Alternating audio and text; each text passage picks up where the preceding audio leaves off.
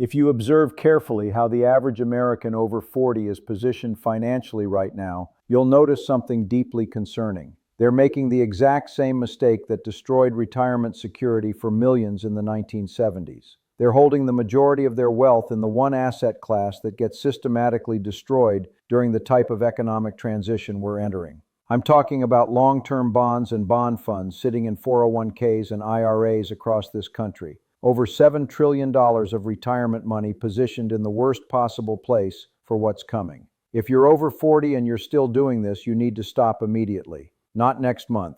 Not after you talk to your advisor. Now. This isn't a prediction. It's a logical consequence of mathematical realities that have already been set in motion. I've spent over 40 years studying how debt cycles work, how monetary policy destroys certain asset classes while benefiting others, and how average people get caught holding the bag because they follow conventional wisdom designed for a different economic era. The financial advice you received 10 years ago about bonds being the safe, stable part of your portfolio, that advice is now dangerous. The world changed. The debt levels changed. The central bank policies changed. But the advice most people are still following hasn't changed.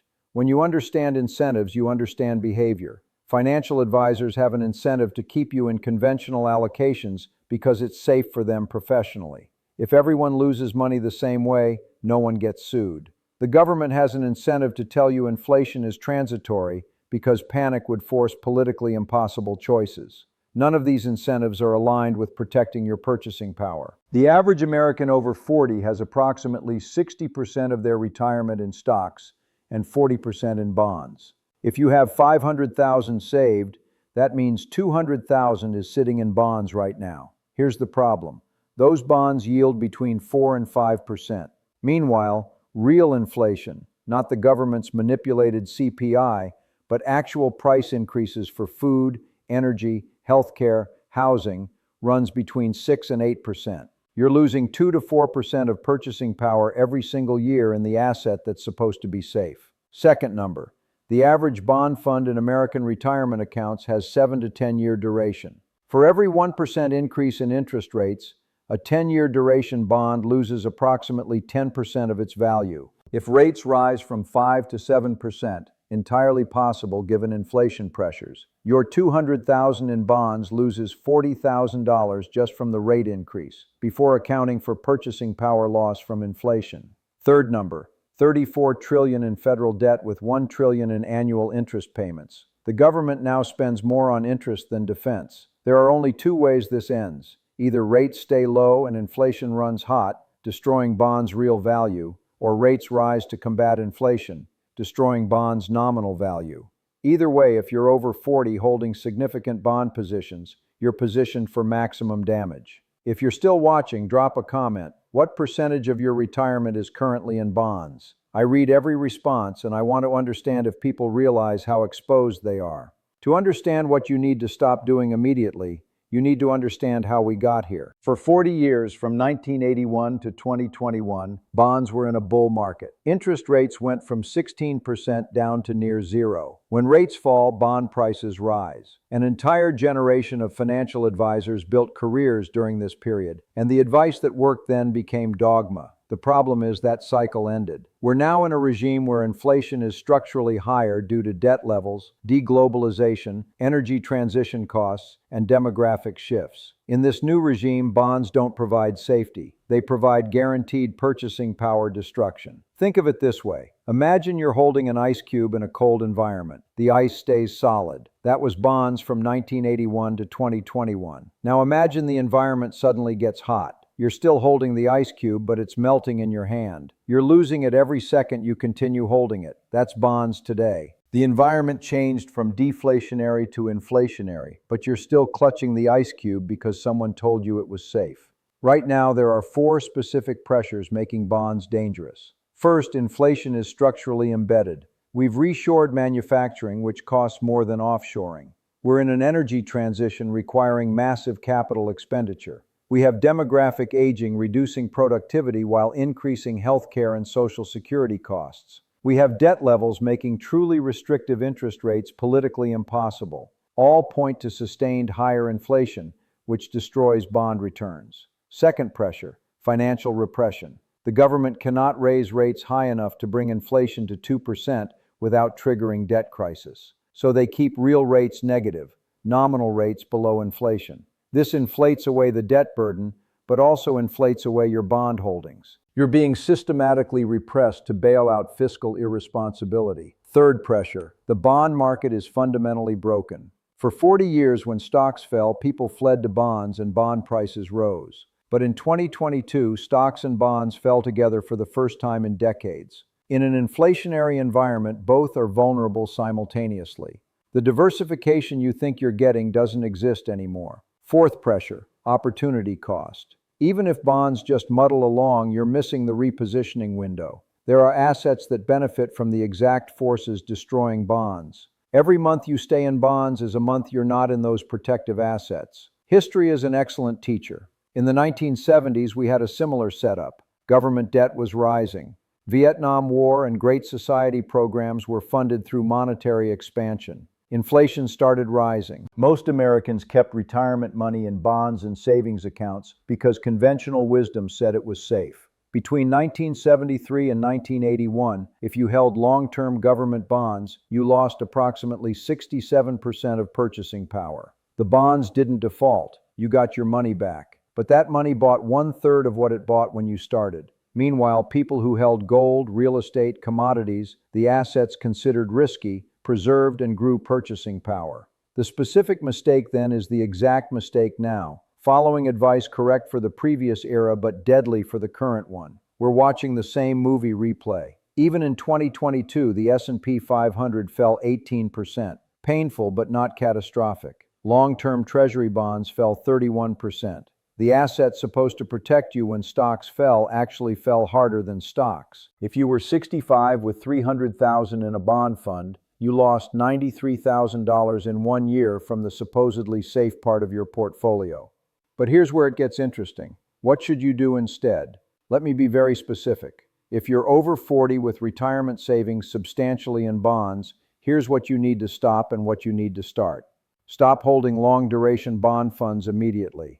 If you have a bond fund with duration above 5 years, exit that position. I don't care if you're down 10% already.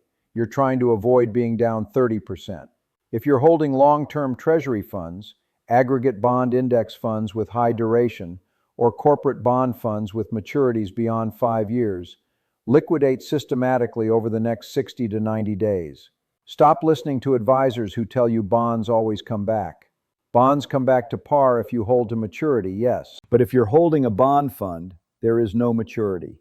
You're perpetually exposed to price fluctuations. Your advisor's incentive is to keep you calm and in place. Your incentive is to preserve purchasing power. These aren't aligned. Stop believing you need 40% in bonds because of your age. That rule was developed for a different era. Age-based allocation made sense when bonds yielded 8% and inflation was 3%. It makes no sense when bonds yield 4% and inflation is 6 to 8%. Now here's what you need to start doing. First, if you must hold fixed income, shift to short-duration vehicles. Treasury bills with maturities under 1 year. Short-term bond funds with duration under 2 years. These give liquidity and stability without duration risk. Yes, slightly less yield, but you avoid catastrophic price drops. Second, allocate to Treasury inflation-protected securities, or TIPS. These are government bonds where principal adjusts with official inflation. They're not perfect, but dramatically better than nominal bonds. If you need 15 to 20% in something stable and government-backed, TIPS are the answer, not regular bonds.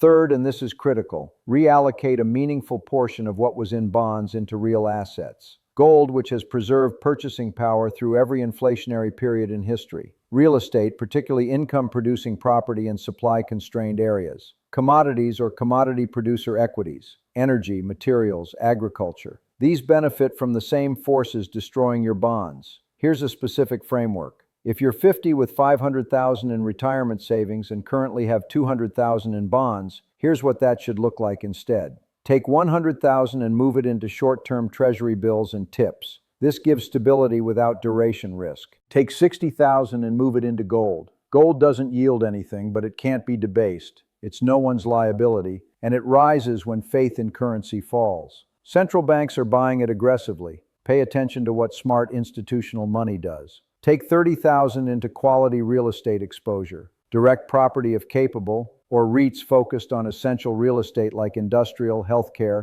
certain residential. Take the final 10,000 and consider a small position in Bitcoin if you can tolerate volatility. Even if you don't fully believe in it, a 2% portfolio allocation gives asymmetric upside if it continues gaining institutional acceptance while limiting downside. This allocation, 50% in short-term fixed income and tips, 30% in gold, 15% in real estate, 5% in Bitcoin, gives you stability while protecting against debasement. It looks nothing like traditional advice, but traditional advice was designed for a world that no longer exists. If this is making sense, hit subscribe. Next video breaks down specific fund tickers and tax-efficient transition strategies. Fourth guideline: if you have bonds in a tax-deferred account like an IRA, use that flexibility. Don't let tax concerns trap you in a bad position when you can move freely in tax-advantaged accounts. Liquidate long-duration bond funds and reallocate within the tax-sheltered account.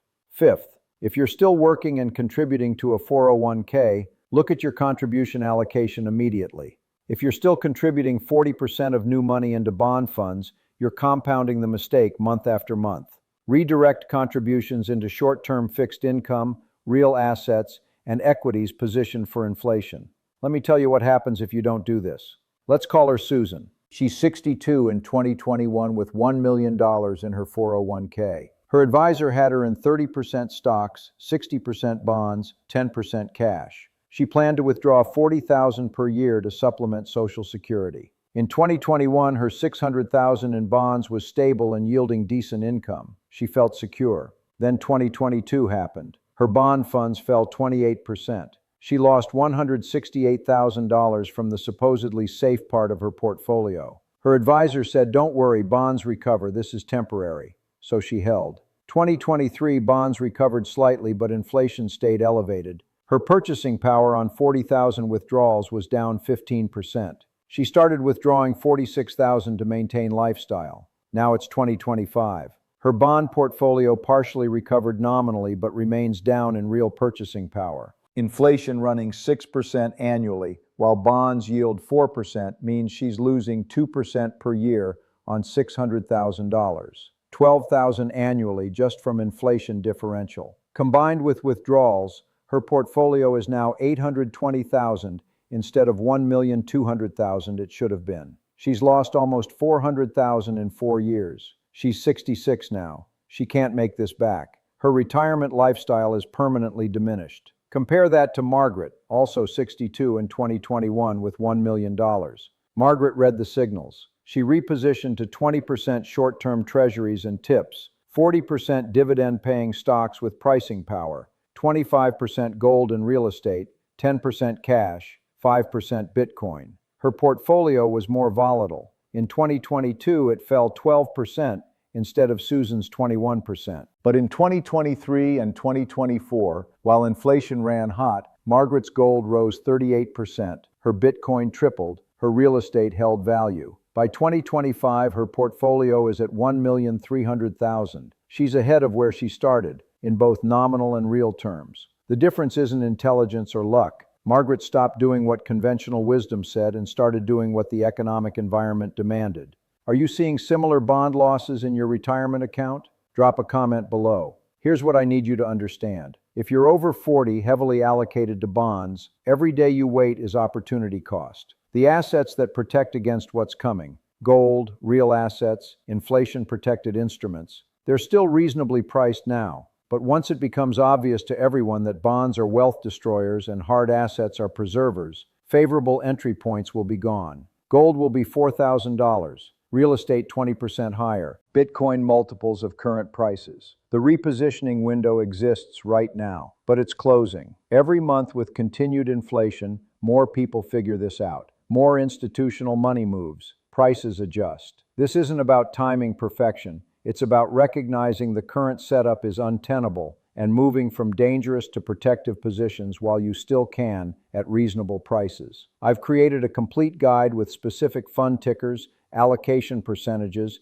and tax-efficient transition strategies. Link in description. It walks through exactly how to exit bond positions systematically, which tips to buy, how to add gold exposure. Nothing here constitutes personalized financial advice. Your situation is unique, but the mathematical realities aren't unique. They apply to everyone. Consult professionals who understand the current environment, not just those repeating conventional wisdom from the previous era. The choice is yours, but consider what's happening now. Your bond funds have already fallen significantly from 2020 peaks. Inflation has already eroded purchasing power substantially. The government already has unsustainable debt requiring inflation to resolve. These aren't predictions, they're current realities. The question is whether you'll adapt or continue following advice designed for a different world. That's why this channel exists. Not to sell products or generate fear, but to help you see signals institutional players see and respond appropriately. The average financial advisor isn't equipped for this environment. They were trained in the bond bull market. They built models assuming mean reversion to low inflation. You can't rely on them when their entire framework is built on assumptions that no longer hold. Subscribe for the next video where I break down specific fund families and tickers for implementing this transition, including which bond funds to exit first and which protective assets to enter. This goes live in 3 days. What you're doing right now, holding substantial retirement savings in long-duration bonds while inflation runs structurally hot and debt remains unpayable, this is the mistake you need to stop immediately. Not because I say so, but because mathematics says so, because history says so, because every incentive in the current system points towards sustained inflation and bond destruction. You can't avoid volatility, but you can choose which kind. The volatility of hard assets that swing in price but preserve purchasing power, or the slow, grinding, permanent destruction that comes from staying in bonds. The mathematics are clear. The patterns are established. The signals are flashing. What you do in the next 90 days will likely determine whether your retirement is comfortable or compromised. If you're over 40, stop holding long-duration bonds immediately. Start repositioning into assets that preserve purchasing power in the environment we're actually in. The window is open, but it won't stay open forever.